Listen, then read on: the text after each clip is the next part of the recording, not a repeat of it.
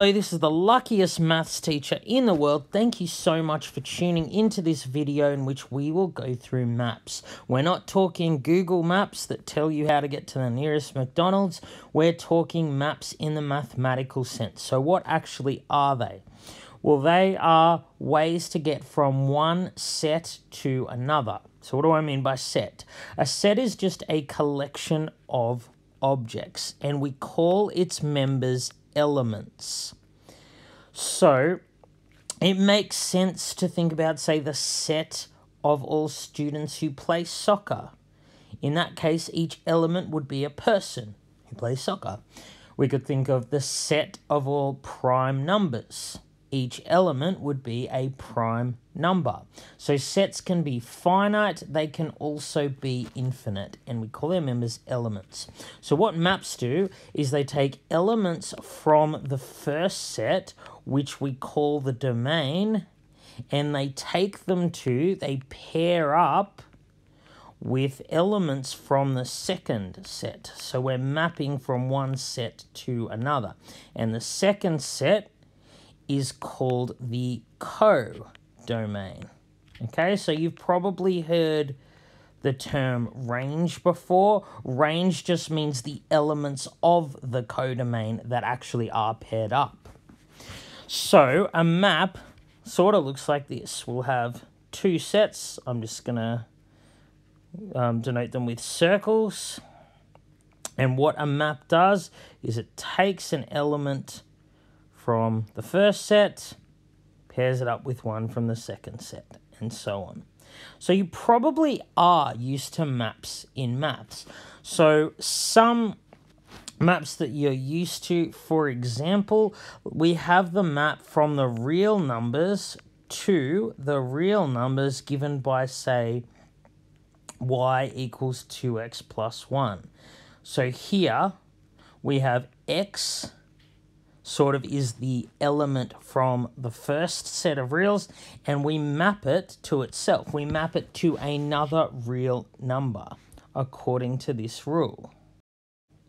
So for example, this map would take, so if x equals 3, y equals 7. So this maps 3 to 7. If x were equal to minus 2, y would be equal to 2 times minus 2 plus 1, which is minus 3. So it maps minus 2 to minus 3.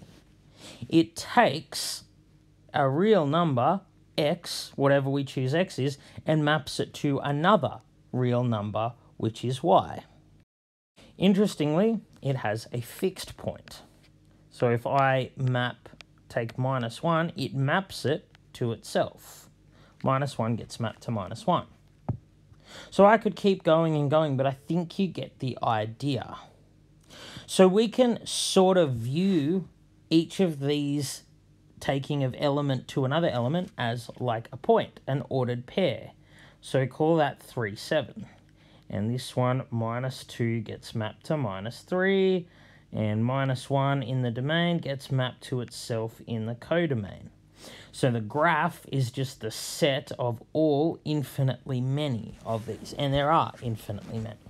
So that's an example of a map that you know, even though it's mapping from one set to itself. It's taking a real number and associating it with, pairing it with another real number.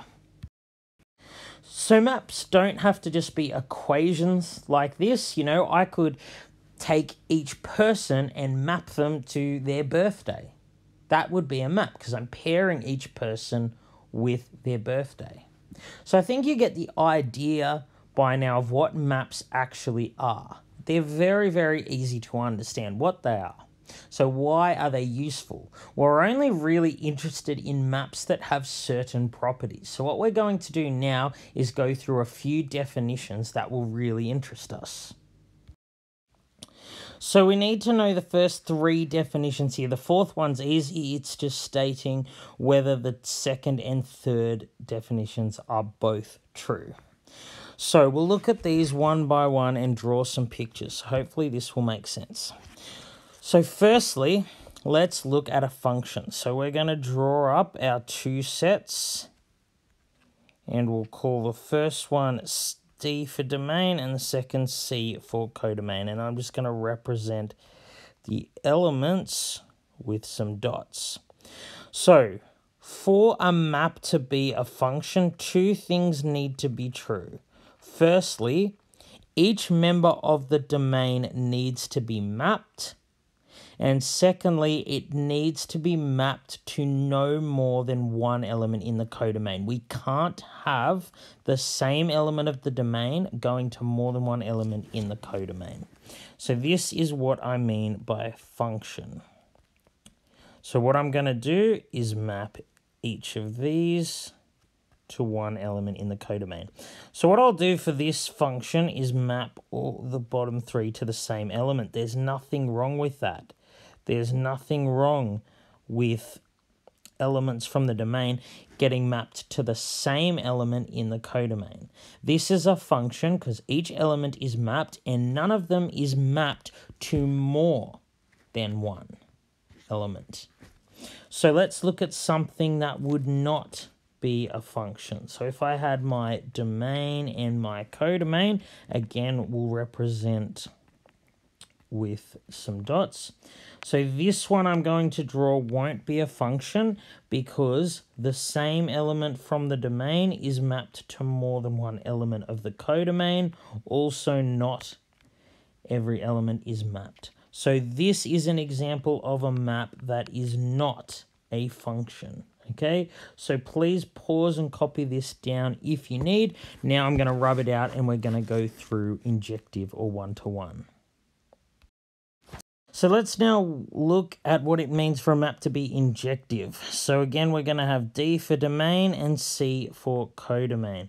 So what it's saying is the map is injective if I don't have a situation where an element of the codomain is paired with more than one element from the domain.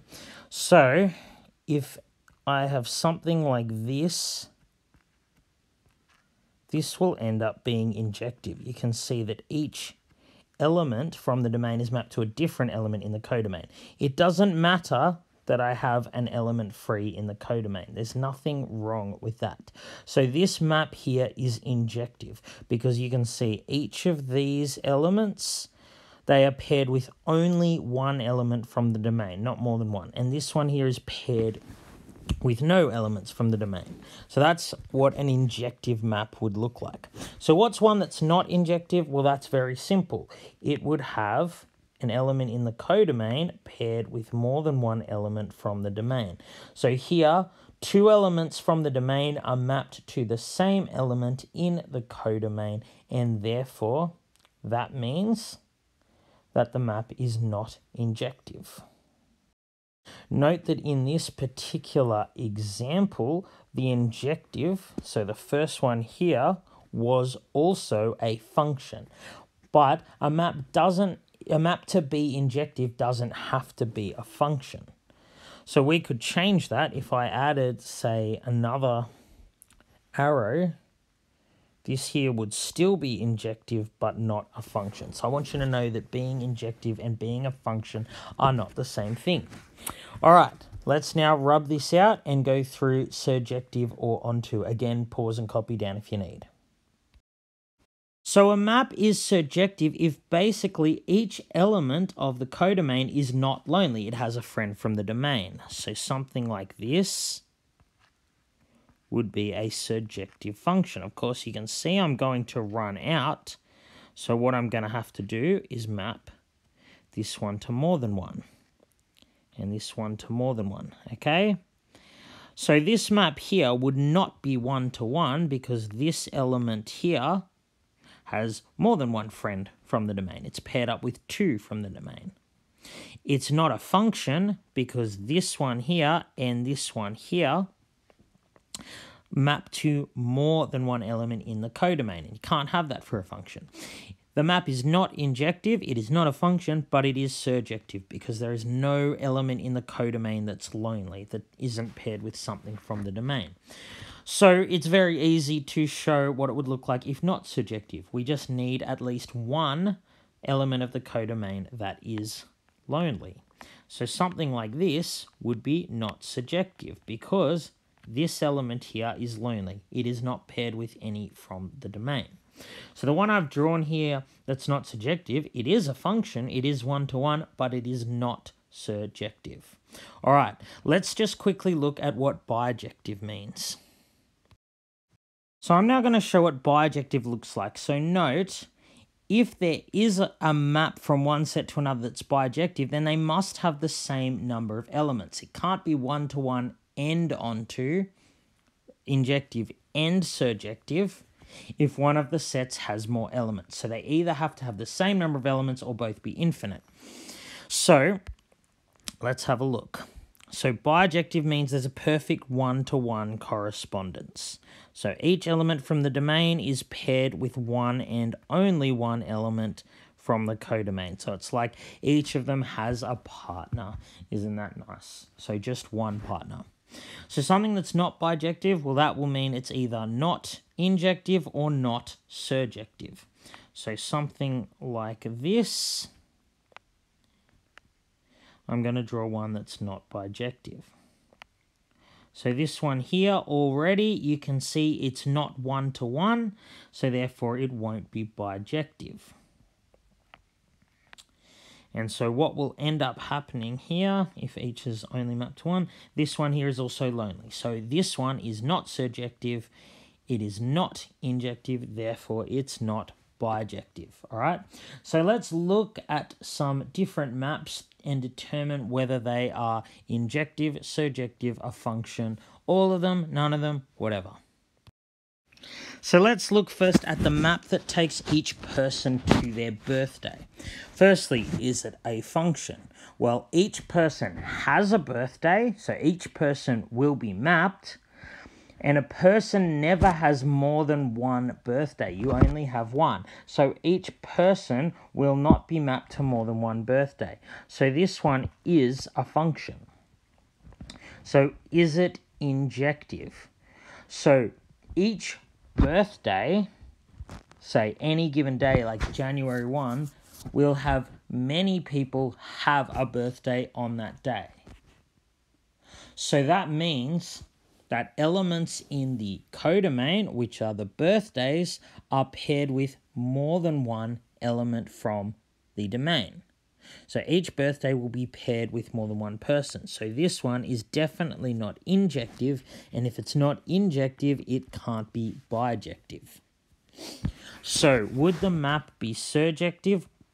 Well, if we're talking about all people here, it definitely would, because each day will have at least one person have their birthday on that day, if we're talking about everyone. If you're talking about a smaller sample, it might not be surjective. You know, a class of 30, then there will be some days on which no one has a birthday. But if I'm talking about everyone in the world, then that map will be surjective. Let's look at this map that we spoke about before. So what it does is takes an x value, which is a real number, and maps it to a different real number, which is y. So is this a function, injective, surjective, or bijective? So let's first look at whether it's a function. Well, there is no real number that you can't times by 2 and then add 1. So this will map any real number to another real number. There's no real numbers it won't map. Therefore, the first condition of a function is satisfied. So if you put in a given value of x, will you get more than one value of y? Well, of course, that will not happen. You can't have the same value of x give you two different values for y. That's impossible. So that will be a function. So will it be injective? If I give you the y value, let's say I say y is 7, so each time I tell you that, there will be one and only one x value. You'll be solving an equation like this. And these equations always have one and only one solution. In this case, the value would be x is 3. So this will be injective because each different y value is paired with a different x value. So is it surjective? So yes, if I give you any value of y, it is associated with a value of x. So there's no value of y I can give you where you can't find the value of x. You will always be able to find an x that goes with each y. So for example, if I tell you the value of y is, say, -14, you will be able to find the value of x. This will always have a solution. So what we do, as you know, is we -1 and divide by 2, and we get -7.5 is x, sorry. So what does that actually mean? So what we're sort of saying is that it's injective because each time you solve the equation, the solution is unique, and it's surjective because each time you solve the equation, there is actually a solution. So because it's injective and surjective, it must also be bijective. So let's look at another one like this. Looking at y equals x squared, another map from the reals to a reals. So let's look at first whether or not it is a function. So it will map every real number. There is no real number that you cannot square. So everything gets mapped. So that's a good sign for function. But will it map the same x value to different y values? Well, of course it won't. You can't say square a number like 4 and get 2 different solutions. So this is absolutely a function. Is it injective? Well, no, because if I tell you the y value, the solution is not unique. So if I tell you, for example, that y equals 4, x could be 2 or -2. So there are values in the codomain, there are y values for which there is more than one x value paired with it. So this one is not injective. So is it surjective? Well, it's not going to be surjective either. The reason is if I give you a y value that's negative, like -1, it has no x values paired with it. You cannot square a number to get -1. So in other words, if I give you x squared equals a number, it will not always have a solution. So we found out that the solution, when it does have a solution, is not always unique, but it won't always have a solution. So it is not surjective because there are y values that are not paired with any x values. So because it's neither injective nor surjective, there's no way it can be bijective. So this is an example of a function that is neither injective nor surjective. For our last map, we'll look at a map that takes each student at Marist to their siblings. So hopefully you can see this will not be a function. Why? Because a student at Marist could be mapped to more than one person if they have more than one sibling.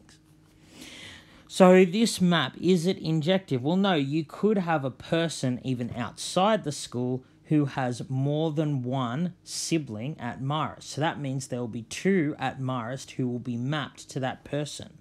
So we won't have people being mapped to by only one person. So it can't be injective. So will it be surjective? Well, no, it won't, because there will be some people who don't have siblings at all. So if they don't have siblings, then no one will be mapped to them. So there'll be people in the codomain, if you like, who are not mapped to by anyone from the domain, namely people without siblings. So of course, if it's not injective or surjective, it's not bijective. So this is an example of a map that satisfies none of the definitions. Alright, I hope you've enjoyed this video. This has been the luckiest maths teacher in the world. Have a great day.